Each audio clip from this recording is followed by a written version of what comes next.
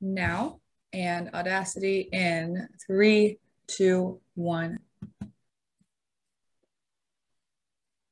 Hi, guys, and welcome back to the Barbell Lifestyle Podcast. I'm your host, Christina Lynn, and I'm here with my co-host, Marissa Roy. And in today's episode, we're going to discuss balance. Not just balance, but #balance and everything about it. We're doing the hashtag with our fingers if you're not watching on YouTube.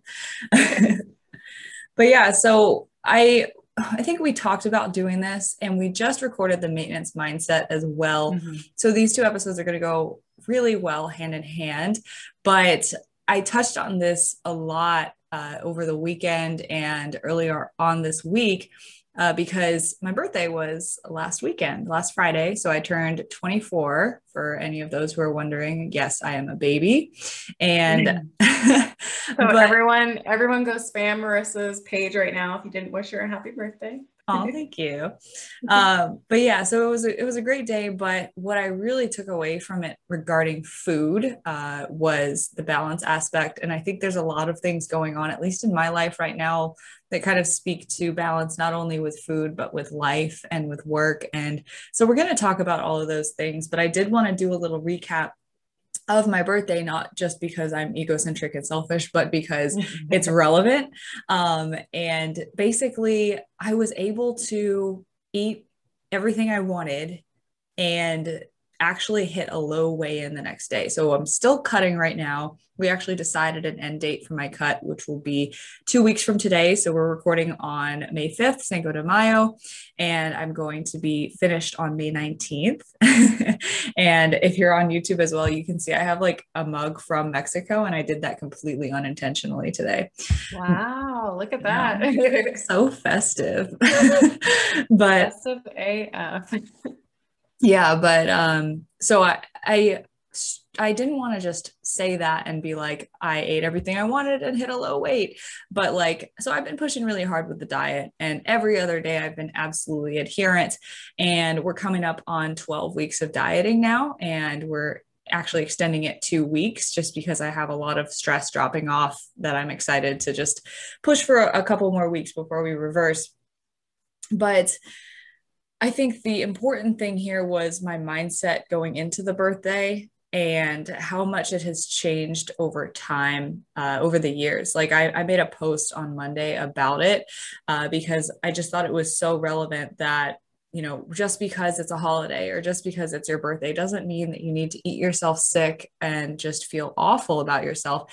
And in fact, a lot of the dialogue that I was having that day around food was me expressing that, you know, I don't really enjoy things as much if I eat too much of them, because then I feel guilty, and then that guilt takes away from the experience. And so basically how the day went was I started the day by training legs, and I trained legs with an awful program. It's a great program that my coach wrote, and completely crushed that. Had a normal pre-workout meal before that. And if you haven't listened to our pre and post-workout nutrition episode, that means that I had a lot of carbs pre-workout, just like a normal high carb day pre-workout meal. Post-workout, one of my friends at the gym actually baked me some muffins for my birthday, and he is like super into macro tracking and is a coach as well. So he wrote the macros on there. Aw, I know, what a good friend. Although I didn't need it that day, it was awesome to just like have and know. Yeah. So I had half of one of those because I was like, you know, I'm going to have a lot of food today. So I'm just going to like have half of this, enjoy it. And I had that with a protein shake.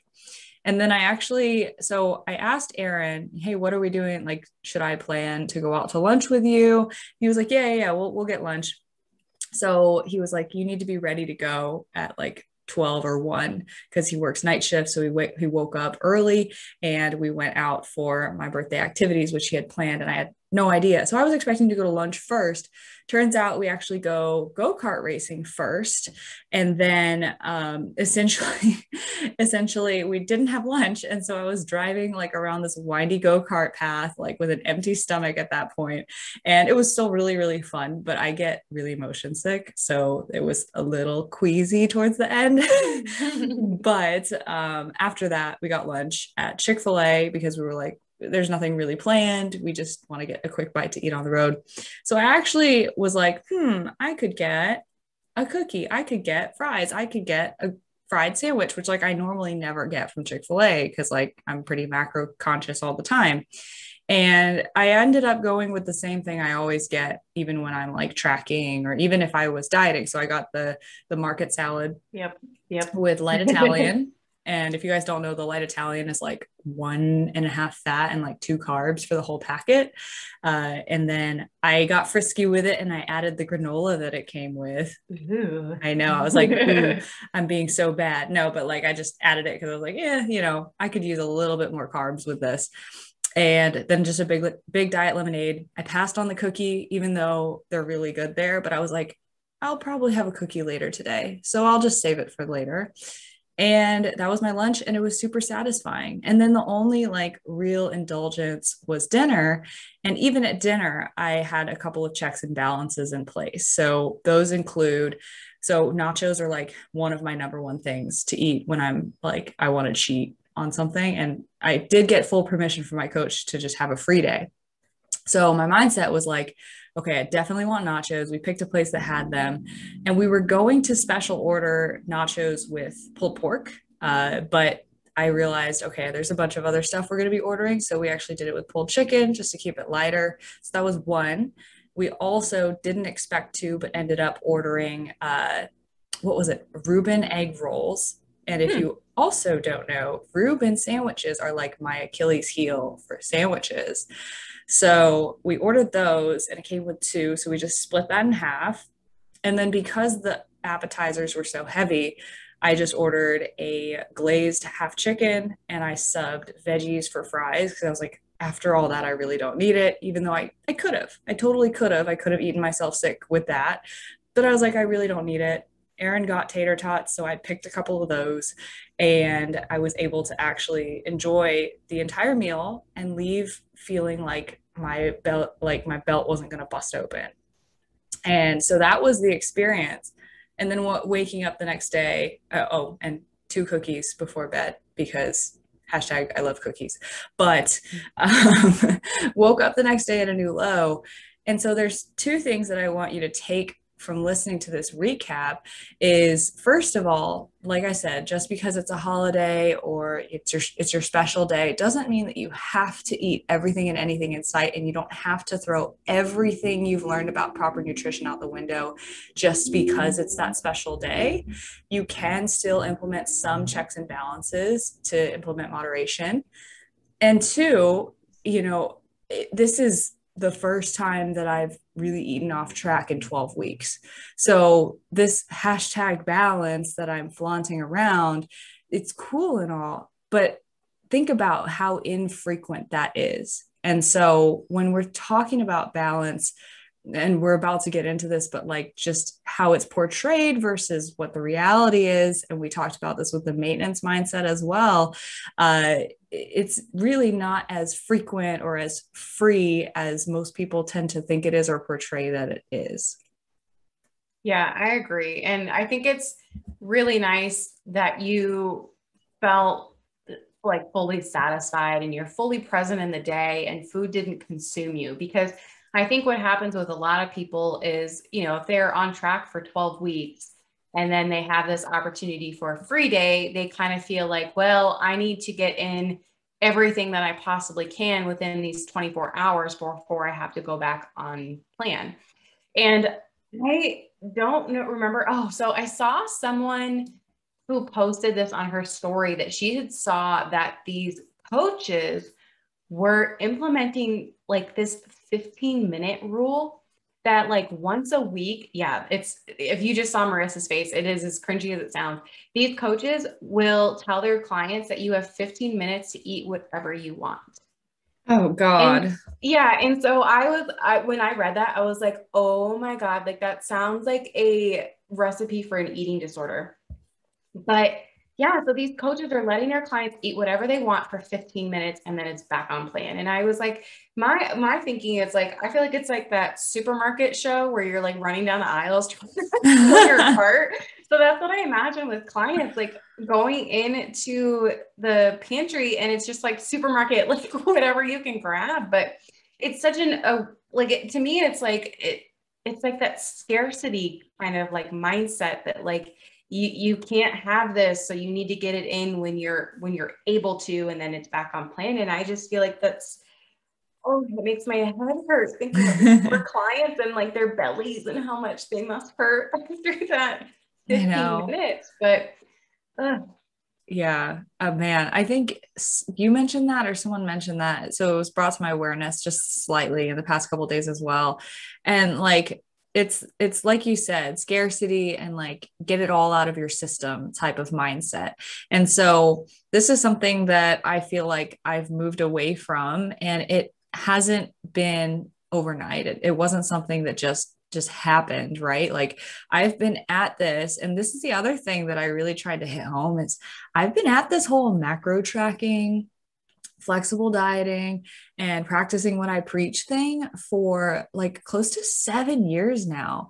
So, yeah, it's cool that I was able to do this, but like think about how much trial and error has preceded this event. And like I said, like this is one of the first times that I've really been able to be that present, use that much moderation, and still be wholly satisfied.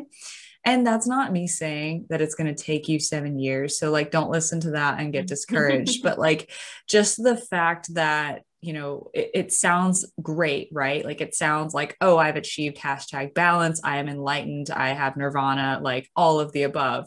But in reality, it's been this process of learning the entire time. And it's funny because I actually had a client reach out to me after last week's episode dropped yesterday, so Tuesday, the maintenance mindset.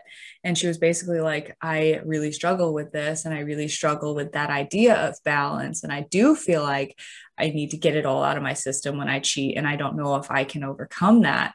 And I was like, listen, like this is just something that we have to continue to try to navigate together.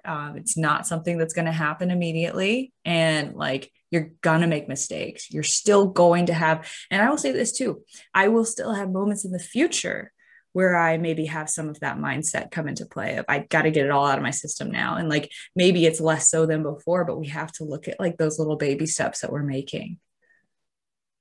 yeah, and like Marissa was saying, that we have, while we are coaches, we have definitely had our fair share of experiences where we've had guilty moments. We've far overate what we should have. We feel guilty, we feel gross, we feel sick. But and again, this is something that I preach with my clients over and over, that like, I want progress, not perfection.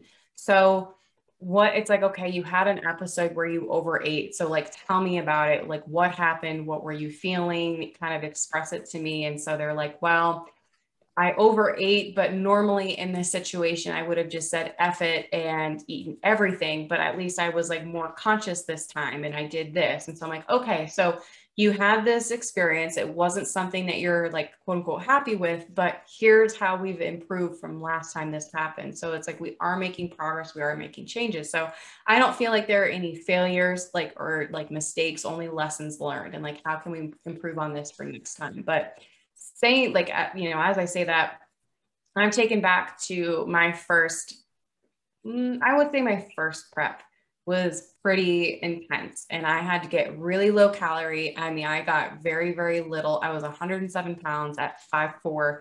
I was teeny tiny, and which is usually how you are for your first show. You have not a lot of muscle.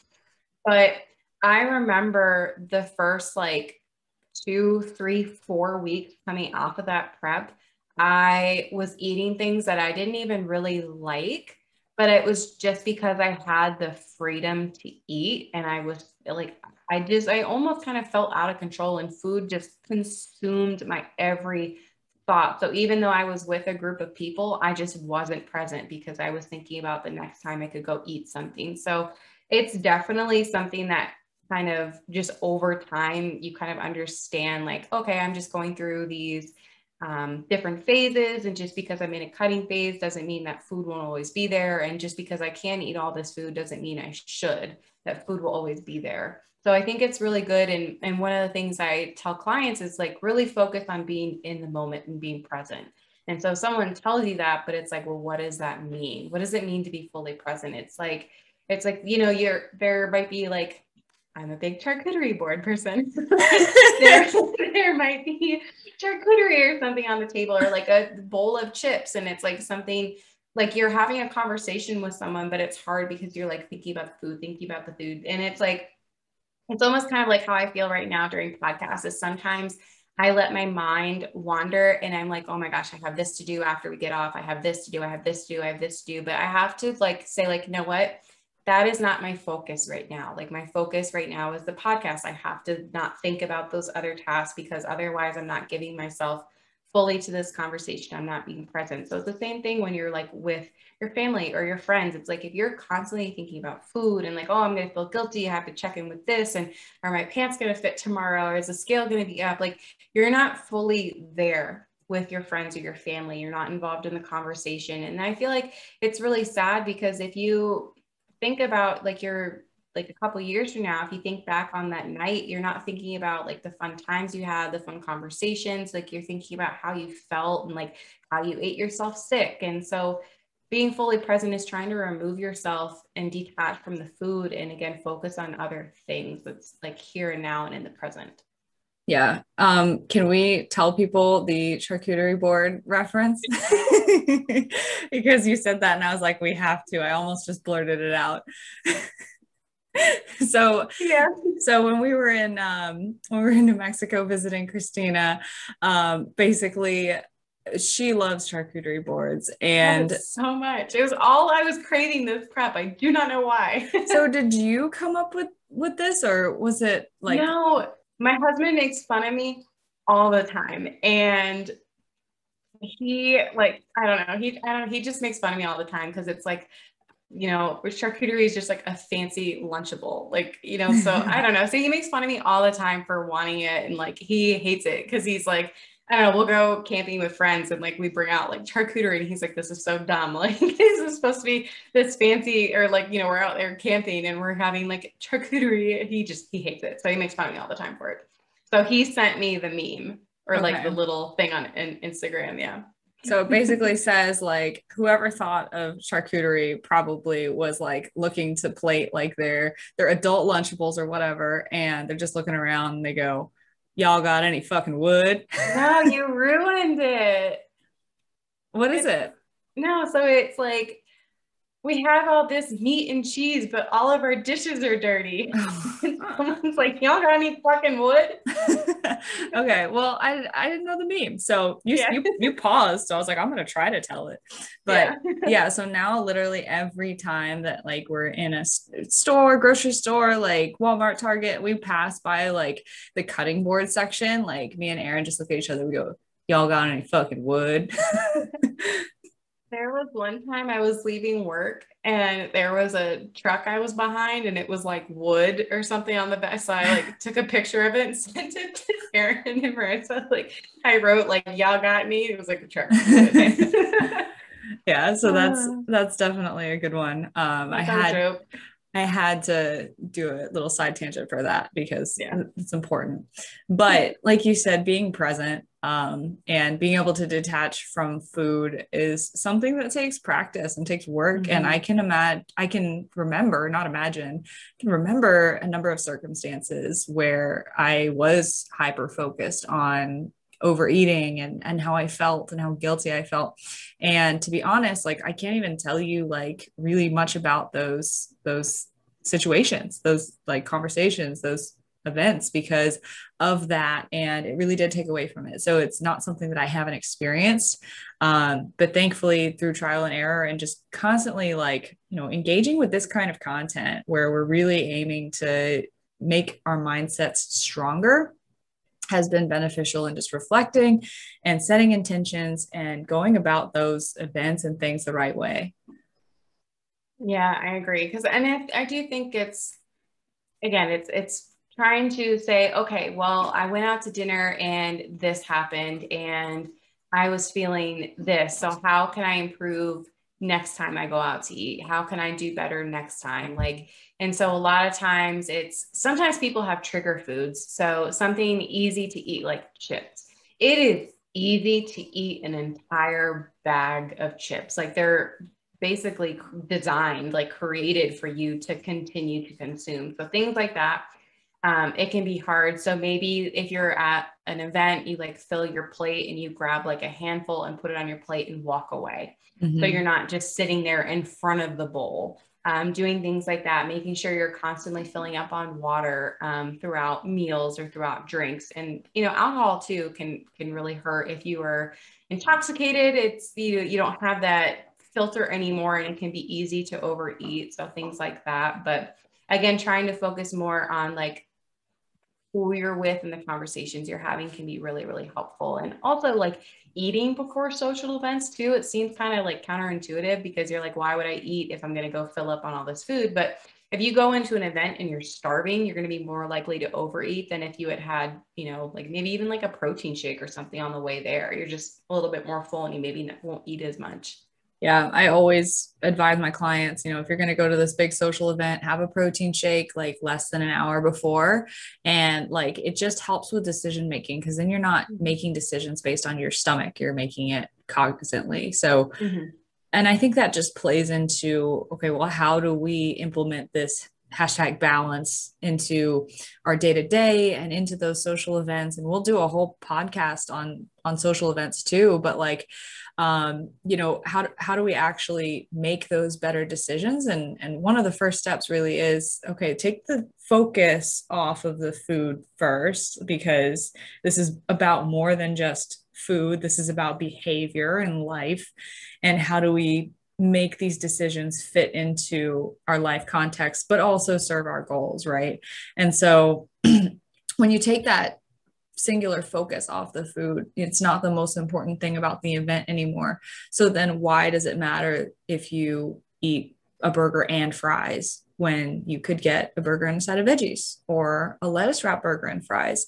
And so I think a lot of times we put food on this pedestal, or we like idolize it as this thing that is so magical. But really, what are we going to a restaurant for? We're going for the experience and for the people and for the conversation. So I think that's like one of the first steps of achieving that balance is taking it off that pedestal. Like, and it's really hard to do that if you're cutting, if you're in a deficit, because you're already hungry at that point.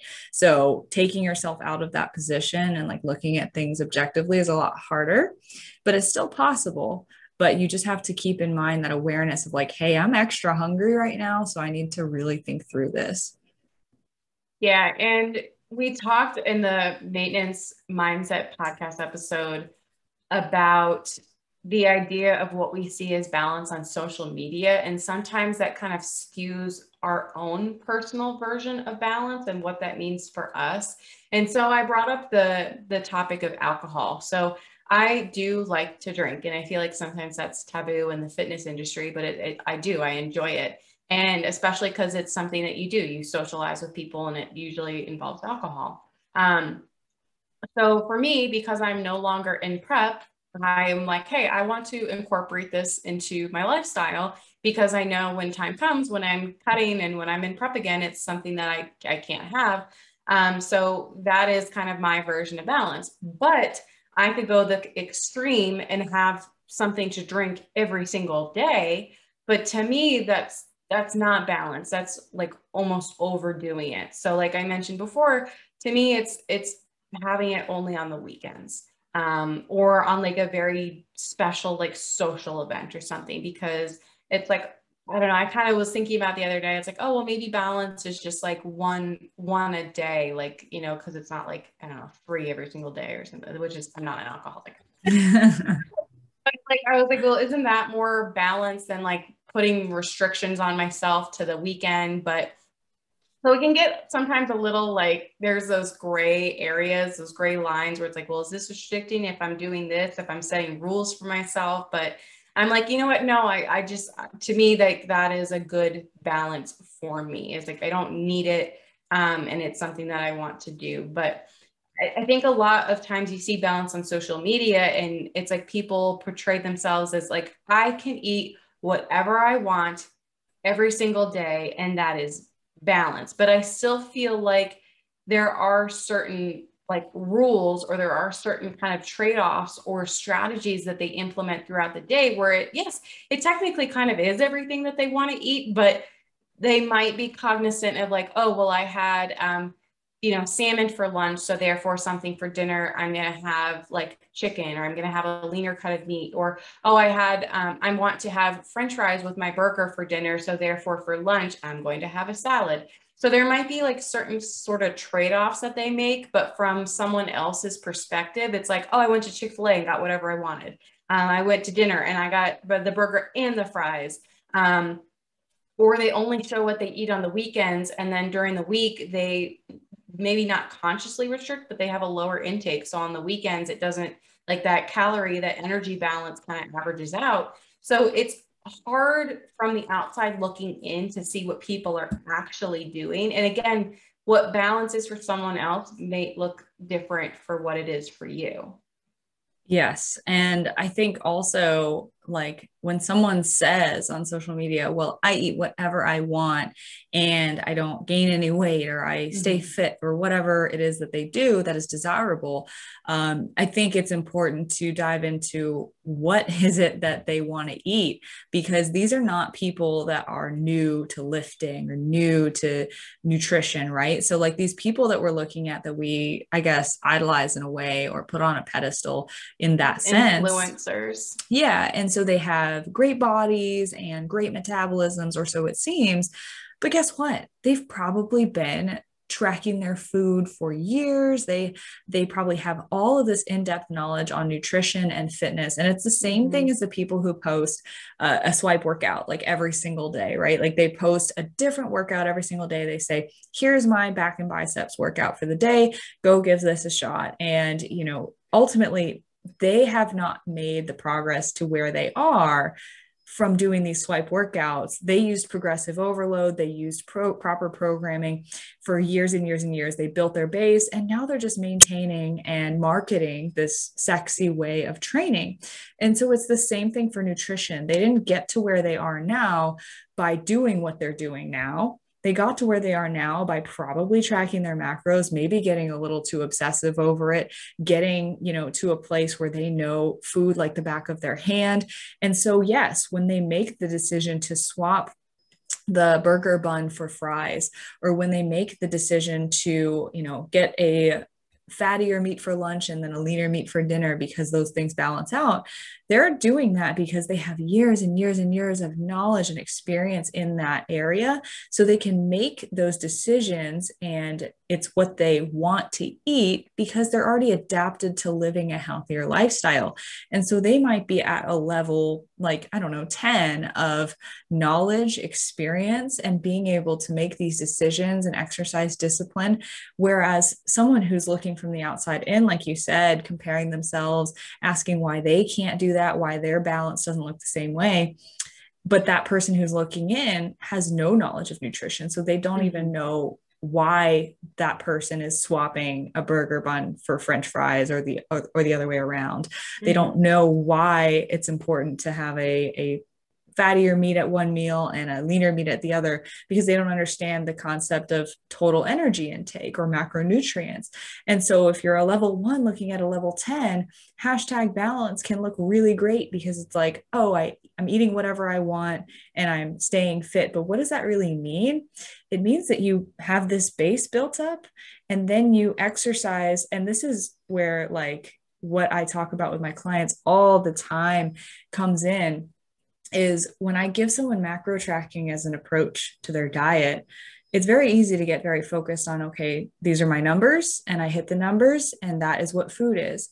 But what we're really trying to take from it is, what is the meaning from those numbers? What are the principles and the habits that we use to hit those numbers? And that's what those people are doing without tracking. So they say, oh, I intuitively eat now. They don't intuitively eat. They mindfully track their macros without an app. And like that's what they're doing to maintain their weight. They're keeping an eye on everything in their portion sizes because they know those things. So, like, ramble aside, like, that is what we see on social media. That's what people say. So, when I say I ate whatever I want and I hit a new low weigh in the next day, I made a bunch of trade offs to my intake. I made, sacrifices here and there. I implemented moderation and all of these principles that, again, I've been learning for 7 years. And it ended up with a favorable result this time.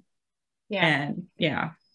So one of the things that you made me think of was I was listening to another podcast and they were talking about muscle and training, and specifically within the bikini division. And I think someone was asking, like, why is it that top bikini pros don't seem to lift very heavy? And so the response was actually that they train in Austin and they train out of a gym that Angelica Teixeira works out of, and works out of the gym. And they were like, we see her doing like circuits. She's not lifting heavy, but she's on the more muscular side. So she has developed her physique from doing, like we mentioned before, those hard, intense lifts, progressive overload. But now she's at a point where she doesn't need to build muscle.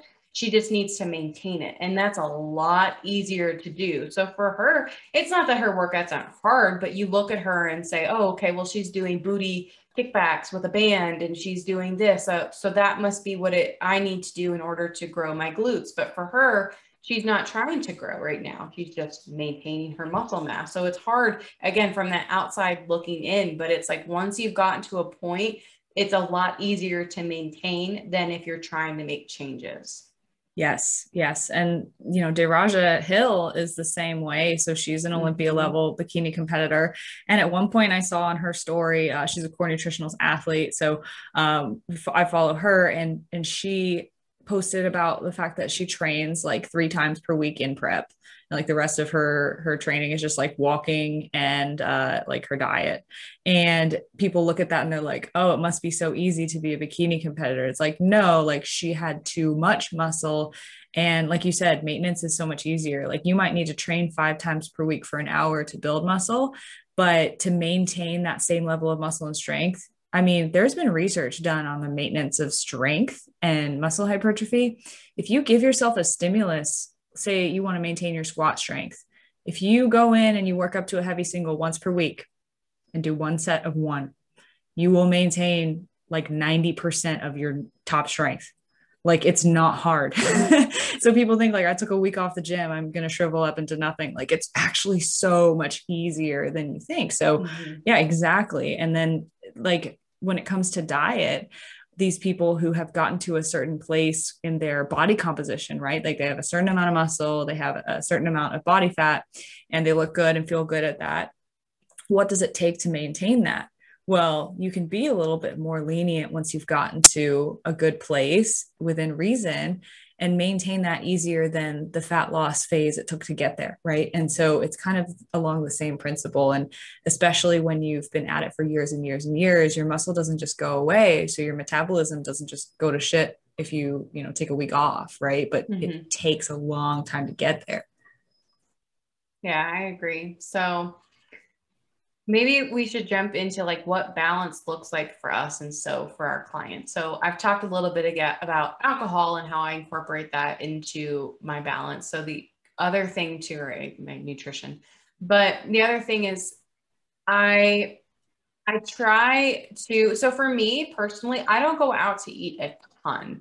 It's just something that I like to view as a treat. And so when I go out to eat, I still like to make, like you were saying before earlier with your birthday, like I like to make mindful decisions. I like to make sure I have something that is very centered around a protein source and kind of go from there. So if people get an appetizer, if, a charcuterie board, something I'm not like, oh, I had this and that. And so this is adding up to fat and it's like, I will enjoy myself and have a little bit of everything, but like that's enough to satisfy my need. And I don't feel this like I have to go overboard. I just like a little bit of everything. And that's enough to kind of like satisfy and not track. Like I won't track when I go out to dinner most of the time right now in my off season, just because I don't do it that frequently. So it's a treat for me. And again, it's the same thing. I'm very mindful of like still, if I know I'm going out to eat, I am mindful throughout the day to always get in a lot of protein. I might cut carbs and fats a little bit, but not carbs when it comes to like training, because that's still a priority for me. But I don't know. I still feel like that's a very good balance for me personally. And so I actually had a client who we had one of our monthly calls this morning, and she was like, "Hey, I'm going on a 3-day trip. Should I bring my food scale with me? Should I bring my body weight scale?" And I was like, "Body weight scale? Absolutely not." I was like, "You're not impressed. Like, you do not, like, that's fine. Just weigh yourself when you come back. Like, if you want, like, give it a day or two if you want, but no, you don't need to do that." And I was like, as far as your food scale, I was like, that's 100% up to you. I was like, as your coach, I'm not going to tell you one way or another. I was like, you make very good decisions on your own. And I was like, I feel very confident that when you go on vacation, you're going to make good, responsible decisions. And I was like, I actually almost don't want you to track. I was like, just because you have been so diligent the past 13 weeks that I just think that 3 days off is not going to like kill your gains or kill all your progress. And I was like, if anything, it might be a nice like mental relief to just not have to worry about it. Just enjoy your time with family rather than like, oh, I need to take a picture of this and that and this and the log when I get home, or I need to log when and I was like, I just, for you, I was like, just in how you are, I was like, I don't think that you need to. But for other people, for other clients, it might be a good idea to bring your scale and to track and to intuitively kind of keep track of things. And another kind of like, I don't know if it's like an exercise or like a homework assignment kind of thing. It's like, hey, how about you intuitively eat throughout the day? You kind of like take pictures of your meals or stuff. And then at the end of the day, sit down and kind of log everything and see where you're at and see like how the choices that you made, if you're close, if you are far off, and like how you can adjust for next time, because there are some people who struggle with going out to eat. And so again, my approach to clients and the strategies I give them all depends on where they are and kind of like what they're struggling with. Yeah.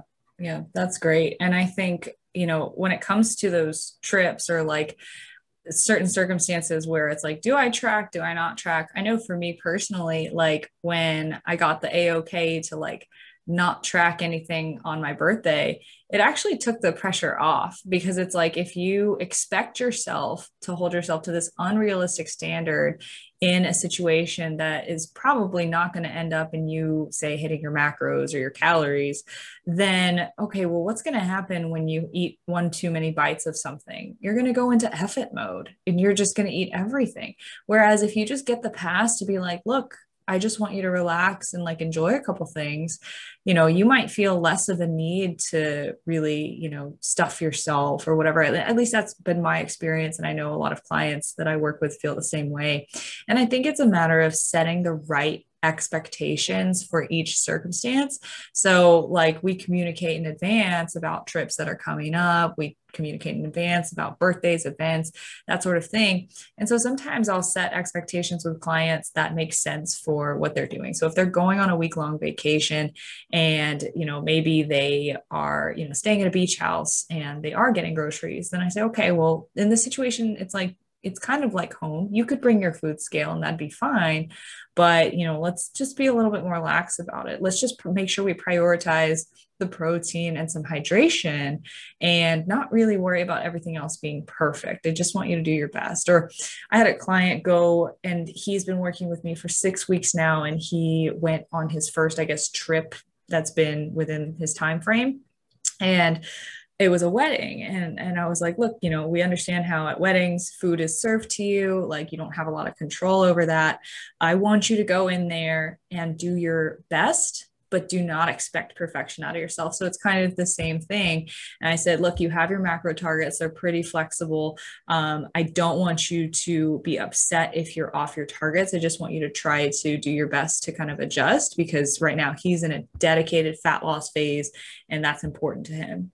He came back and there were a couple of days like slightly outside his ranges. And other than that, he was good. He lost a pound for the week. Nothing really changed. And I said, so, what did you learn? What did you take away from this? Like, what did you do? He was like, well, I just like packed some breakfasts and snacks. And like, then I just like kind of made smarter decisions than I otherwise would have. And it ended up okay. Like I was a little off, but I wasn't like torn up about it. And it's about setting the right expectations going into certain things. And so I guess if you're listening to this, like, okay, how do we implement this in a practical setting?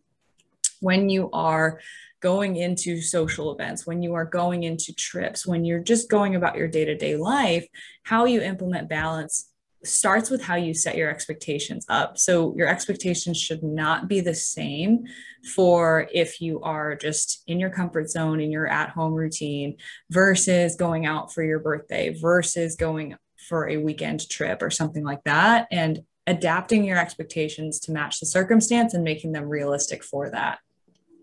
Yeah, I agree. And I love what you said about the expectations, because I think that, and it's so interesting because it's something that we personally can set for ourselves, and that can determine whether or not we are quote unquote successful or not. So if you go into it saying like, I need to be perfect, and then you mess up, it's like, well, I messed up. I already, like, my expectations are already blown. So I might as well go over and really make it worthwhile for me to blow my macros. So I think that that's really important. So going into it and just having a more realistic approach, like I might overeat, I might have an extra bite or two or dessert, I might have a whole plate of dessert, but it's not going to derail my progress, and it'll be okay, because tomorrow I'm going to get right back to it. And so one of the things you were talking about was like, oh, okay, the beach house. So, we're going to get groceries. So it's like, the big thing that I think it's like working with a coach is really about healthy habits and implementing healthy habits, not just when you're cutting or not just when you're trying to be healthy, but for your entire life. And so I was thinking about how my husband and I like will go on trips, and like if we go somewhere, my parent-in-laws, my in-laws, they will be like, oh, we got protein for you. And they'll have like a little like rotisserie chicken and some deli meat, and they'll get eggs. And it's, it's really nice. And they're thinking about us, but they know that that's something that we want. And so they already have that. Or the first thing we do anywhere we go is like, well, if we don't already have, we'll grab like gallons of water, because we understand that hydration is super important for us. It's going to help with digestion. We'll bring our supplements. We'll bring protein powder, and we'll bring things like rice cakes or almonds, and just things that we can do to kind of fill the gaps of macros if we know that we're low or if we need some more food. But it's like, that's stuff that we do everywhere we go, because it's something that we implement into our daily lifestyle, that it just carries over into other settings and other environments. Yeah. And I mean, I'm the same way. I brought my 2 weeks worth of vitamins over my 2-week winter trip to you guys too. So I'm definitely right there with you. And I think I didn't really go into personally what my balance looks like. And I think it contrasts nicely with yours, Christina, because it's almost the opposite in some ways. So I do eat out a decent bit. I will probably go out to eat like a number of times over the weekend, Friday evening, Saturday for late lunch, Saturday dinner, and usually probably sometimes even once on Sundays. And that frequency goes up and down depending on what I'm doing with my nutrition. But I eat out a lot, but I also could go 6 months without having an alcoholic drink. And so like literally the opposite. But like for me, a lot of the implementing balance is just making swaps at restaurants. So that's something that I practice a lot, is asking for things cooked without butter or oil, asking for things like vegetables on the side instead of fries, and being really mindful about what I'm ordering, because I know that I go out to eat often. So like, I'm not really missing out on anything if I do order quote unquote a little smarter most of the time. And also this made me think of just kind of how I view balance in a bigger setting. And this doesn't just go for food. I mean, we talked about food a lot. We talked about training some, but we wanted to also bring kind of like life, personal, social life, work life balance into this. And I really do view this whole balance thing, I think a little bit differently than most people in terms of my lifelong, long-term balance. And so right now, a good example of this is how this semester has gone for me. I took on 3 jobs at once. So my coaching business, my job at the lab, and then my job at Core Nutritionals.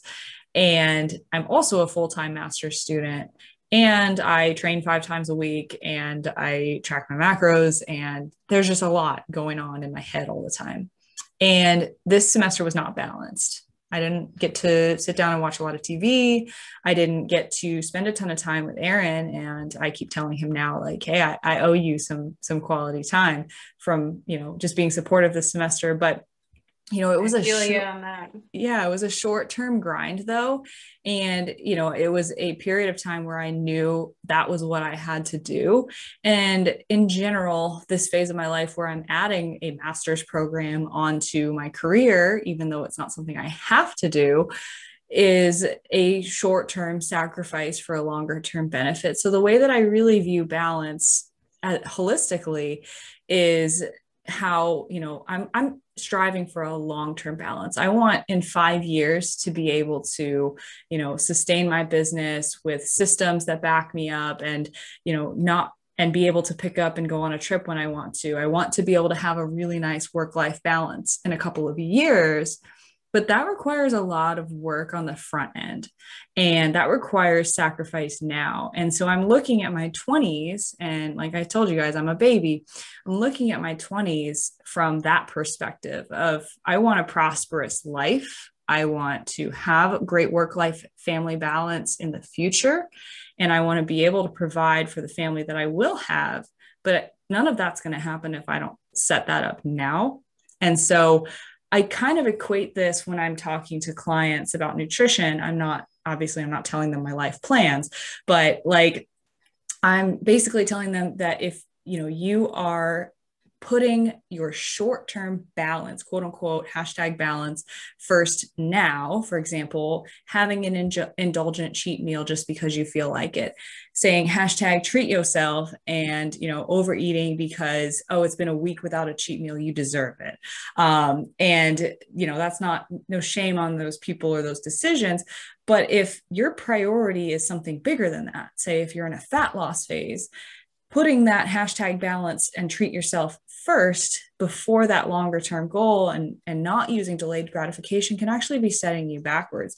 So if I were to right now say, screw all this, I'm going to quit the master's program because I don't have work-life balance, I'm going to quit everything I'm doing and just enjoy life right now, that's not setting me up for a more successful future. So those things go hand in hand and are analogous to each other in that way. And so that's one way that I really like to explain nutrition to people, is with that mindset of delayed gratification, because there's a time and a place for #balance, and there's a time and a place for being more disciplined. And it's about knowing what phase you're really in. Yeah. And so one of the things that, and I know that you can totally relate to this as well, but one of the things I love about contest prep, and I would say one of the biggest things that I took away from that, was you could have an extremely stressful day and all you want to do is come home and have, a glass of wine, or you want to have just a nice, whatever, comfort meal or something like that. And that's kind of how you want to de-stress. And in prep, you cannot do that. You have to stick to your macros, and maybe you can adjust some things and have, something different. But for the most part, like, you can't do that. So it forces you to de-stress in other ways and not turn to food. So that is one of the things that I really love about that. And I've had some people who, especially where they're like, I came home, I was super stressed and I wanted a glass of wine. And so I knew that if I was turning to alcohol to de-stress, like, that was a sign that I actually should avoid that and do something else instead, because I want, you know, alcohol as a way to like maybe have fun or something. But if I start turning to that and using that as a coping mechanism, that's when it can get a little out of hand. And so it's like you saying like, no, I have power over this and I am choosing to do something else instead. And so again, a lot easier said than done. And it's not just like, oh, okay, yeah, that's a simple mindset thing. Like, boop, I'll never deal with that again in the future. It's like, yeah, sometimes it is nice to like get into, you know, a bubble bath and have a glass of wine and just de-stress, relax that way, but it shouldn't be a habit. Yeah. And so I think that that's really important when it comes to food. A lot of people stress eat. And so again, it's trying to find that balance between like giving yourself grace. Like I had a crazy, insane day and like I didn't have a chance to eat. And then I got home and I just ate whatever because I didn't have anything prepared. So it's like, okay, so yes, it feels a little bit defeating, but like, what can we learn from that? What can we learn? So when we do have these stressful days, it doesn't just derail us. And so it's like, okay, well, maybe whenever I go somewhere, I'll put a protein bar in my purse. So I have at least something and it's better than nothing. So if something happens where I get stuck somewhere, I have food. Or I will have pre-cooked chicken in my fridge and like heatable rice packets. So if it's something super crazy and I want something really easy and simple and I don't want to cook dinner, well, I have prepackaged food. So it's like just small, tiny things here and there. So you can learn and feel like when you do have something stressful, you're giving yourself grace, but you can still somewhat stay on track and not let it ruin everything for you. Yes. And I think, okay, finding the balance between giving yourself grace and being disciplined is such a hard topic. And I find myself in conversations with clients about this a lot. And I feel like there are people that skew both ways, but it's really hard to get in that middle ground because I will have clients who, you know, they'll just mess up and mess up and mess up and they won't be consistent and they won't be reaching their goals. And will they say, well, I just need to be kinder to myself. And I say, well, yes, like forgive yourself, but there's something that's not happening here that you need to be doing. And so you do need to take responsibility over that. You do need to take accountability and ownership over your actions. Otherwise, these habits aren't going to change. You're just kind of hiring me to be a sounding board and not doing anything about it. And so there's that side of it. And then I have people who, you know, don't give themselves enough grace. So then they mess up and mess up and mess up. They say, well, I just need to be less lazy. I just need to be better. I just need to do this. And it's like, okay, well, if you're not forgiving yourself, then there's this cycle of guilt and shame going on that's perpetuating you not being able to do this. And so we really do want to find that place of, I accept what I did was not conducive to my goals. I forgive myself for that. And there's nothing that I can do about that now. And so moving forward, being productive and positive in the way that you take action afterward is really hard. And it's definitely, like you said, easier said than done. But like, that's the place where we want to be, right? Is taking ownership and being disciplined and allowing ourselves to be forgiven for the mistakes that we made in the past. Like you said, everything is a learning experience. I think, you know, I couldn't have said it better. Like counselor Christina has checked in for the day. Yes. And it's funny because right now I came into the school. So if you guys have been following my journey, so I am a school counselor. I just transitioned from high school to elementary, and we came in. I transitioned into February, and the kids came back, I think in March or like beginning of April. And so I have to go in and do classroom lessons for the kiddos. And I had like 6 or 7 weeks left of lessons. And so I was like, okay, so these kids haven't had any lessons throughout the entire year. I've got 7 weeks left. What is like my number one priority, like the things I want to teach the kids? And my biggest thing was like growth mindset. Like that is absolutely, if I could teach anything the rest of my life, it'd be growth mindset. And I was diving deeper into this topic, into the research, and it's extremely interesting because you can tell someone, okay, growth mindset. So the idea is You either have a growth mindset or a fixed mindset, and you can have it in different situations, but we want to have more of a growth mindset, because the fixed mindset is the idea of like, everything is just innate. Like you're born with your characteristics and you are the way that you are, and that's it. And then growth mindset is, no, we have the ability to change our situations. I'm not smart. I just haven't learned this yet, or I can't do this yet, but it's something that I'm going to continue to work towards. And like, my mistakes aren't failures, they're just lessons learned. And so the idea of like, we're constantly evolving. And so you can tell I could tell you, Marissa, do you believe in this? And you could be like, yeah, absolutely. And I'd be like, okay, do you believe you can change? And you'd be like, oh no, I can't change. Other people can change. So it's really interesting. It's like this dynamic within growth mindset that we can believe that other people can change, but we don't believe it for ourselves. So I think it's really interesting too. So it's like this idea with clients that sometimes they're stuck in their own heads and they don't believe that they can actually make these changes. They feel like, well, I am just this way, or this is the way it's always been. And so I think it's really interesting. We've talked about this before in the past, but coaches are not just here are your workouts, here are your macros, and go. We have to really dive into the psychology of each individual person and find what is going to work best for them. But it's what is that approach? Like, are they someone who needs that tough love? Do they need someone to ask them the hard questions and, really self-analyze their response to their week or this stressful situation? Or do they need someone to say, no, Marissa, you need to give yourself grace. You need to allow yourself to know that it's okay to not be perfect, that, yeah, you had an extremely stressful week. The fact that you still got all of your workouts in, like, that's amazing. And so they almost need that reassurance. And so it's really like, someone may respond really well to something, but another client would be like put off by it. So it is very interesting. And it's a lot more of that psychological aspect. And how am I going to get this client to respond to what I'm trying to tell them?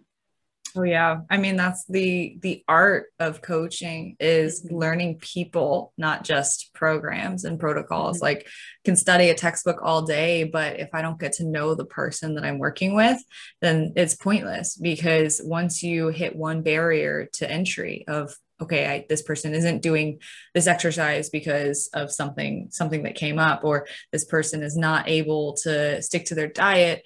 But okay, well, how do we address that? And I think a lot of what you said kind of just plays into, okay, well, how do we figure out what's going to be right for the person? But in all seriousness, like, when we are talking about #balance, that is really just, I guess, a vehicle for us to talk about how do we make a lifestyle that is sustainable.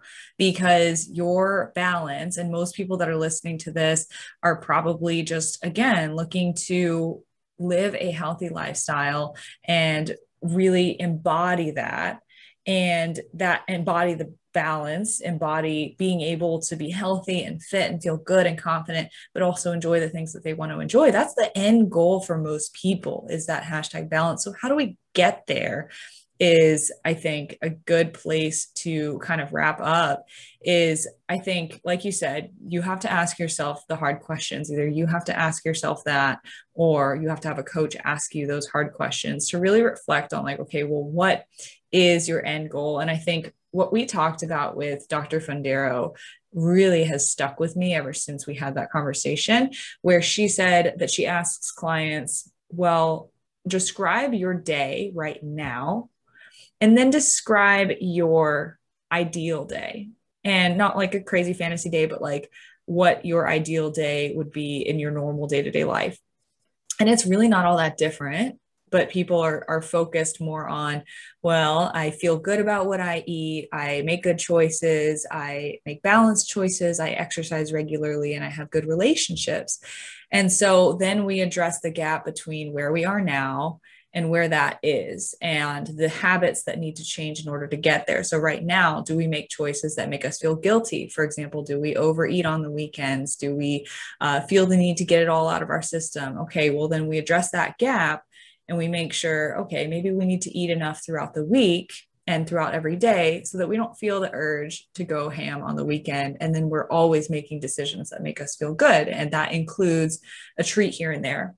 Maybe flexible dieting and macro tracking is an approach that gets us from that point A to point B because it shows us that we can incorporate incorporate the foods that we love into our day and still see the results that we want. And maybe that's the framework that we use to build that mindset. And then when we no longer need the numbers, then we do away with that gradually. But that's how maybe we address that gap and close those things together. Yeah. So again, it's like, well, balance for you might be staying on track throughout the week and then taking some intuitive days on the weekends. And like that is balance for you. And so it's, yeah, what is going to make you feel the most fulfilled and happy with how you're eating and your habits throughout the day. So I think that that's really important. It's like, how do we bridge that gap? How do we get that balance and what that looks like for you? Yeah. And I think a big part of it that is hard to accept for most people is that it does take a certain amount of permanent change. And so my tagline when I redid my branding around this time last year has become personalized habits, permanent change. And that permanent change is really hard for a lot of people to grasp because it's like, most people are familiar with meal prepping for 6 weeks or 12 weeks and doing their diet and then doing away with it. But the idea of having some kind of a meal prep framework in for their life is a little bit more foreign. And figuring out that, okay, well, it's not, I'm going to make 12 meals and they're going to be perfectly portioned into little Tupperware and they're going to be nice and pretty and I'll get an Instagram photo with it. It's not that. It's, okay, maybe I just cook a ton of chicken from Costco so that it's just there and ready. Like maybe I just run the rice cooker and that's just there and ready. And that's your quote unquote meal prep, but like how much easier does that make your day-to-day life, right? And so maybe that's something that you can accept as something permanent rather than this thing that's exhaustive and takes all this effort. So sustainable change is realistic change and therefore leads you towards what that hashtag balance should look like. Yeah, no, I think that's a really good point. And it's not like, so I feel like when you're in this dieting phase, I don't know if it's your habits, but the things that you do are a little bit more intense and they're more, I don't know the right word that I'm looking for, but intentional. Purposeful. Yeah, purposeful, intentional. So it's like, I have to measure out my meals. I need to be very mindful of this. And I have to make sure I'm doing all this and I'm hitting my macros. And so it's like, how can we do that, change it up a little bit so we're still kind of in that mindset, but it's not as intense. So again, like you mentioned, I think the meal prep is a really, really good one. So it's like, you don't need to do all your individual meals. It's just like, what can I do to have something in the fridge that I can grab and go? Or I can make a really simple dinner, or if I want, I can cook, and I can cook a really nice meal if I want to, but if not, because like sometimes when my husband is not home, I get really lazy to cook for myself, and I don't like to cook nice dinners for myself. I'm like, well, I just want some chicken and like rice. Like, yep. I'm super lazy sometimes, which is really interesting, but I've found that with myself because I want to work. And so I don't want to spend an hour cooking something just for myself. So that's just something easy for me. I'm like, oh, I bought those microwavable rice packs because they're so easy and I don't want to do the rice cooker. And so again, it's just small little things here and there that just, they add up. And again, it's having like a tiny bit of discipline, but we're still able to implement balance. And so it's like, well, maybe I have that and I can have like a couple cookies later for dinner or for dessert or something like that. Dinner. But for dinner, yeah. I mean, if it was up to me, I'd have cookies for every single meal, but I can't do that. So I'll have something little, I don't know. Well, the language there, I think a lot of people, and you probably didn't do this intentionally, but a lot of people speak in like, oh, well, I can't have cookies for dinner. But a lot of times what it takes is the language change of, oh, feeling like I can't, to like, well, I don't really want to do that. right? And that's where that shift happens. And I don't think you actually think that way, but it made me kind of think of that. And I think exactly what you were describing is we make these habits a little bit less intense. We turn down that dial that you made an analogy to last episode. So that was a really great analogy. And I think, if we're at a level 10 on that dial when we're cutting, the habits stay there, but we turn that intensity down to a 6 instead of a 0, right? Because most people go off the diet, they go from a 10 to a 0, but we want to stay at that, moderate to slightly higher percent of effort, but something that you can actually see yourself doing. Right. Because when that dial is turned to like a 20, that is not maintainable. That is not something that you can maintain for a long time. You're going to experience a ton of burnout. You're probably going to drive away all your friends and family because you're just so extreme. So it's just turning it back a little bit, keeping the same habits, but being flexible with them. Yeah. Yeah. I love where this conversation went. And maybe it was because we addressed being present in the beginning, but like, I just felt super present in this conversation. And like, we really got to a lot of things that were not what we discussed talking about before we came on here, but like are super valuable for this whole concept. Yeah. Yeah. And I think that a lot of times when we come into these they seem like calls, we're on Zoom. When we come into these episodes, we really have our clients at the forefront of our minds. And so we take a lot of the experiences that they go through and how we are able to help them. And I think that, we want to help as many people as possible. And so it's like, we're taking what they're telling us and hopefully helping more people out there as well. Yeah. Yeah. That's awesome. Well, I don't have anything else to add. So I think that was a really good episode. So sweet. So we hope that you guys enjoyed the episode as much as we did. If you haven't already, please make sure you're subscribed to the podcast. You can find both of us on Instagram. You can find me at Christy Lynn Fit and Marissa is at Marissa Roy Fitness. Thank you guys so much for listening, and we hope to see you back next week.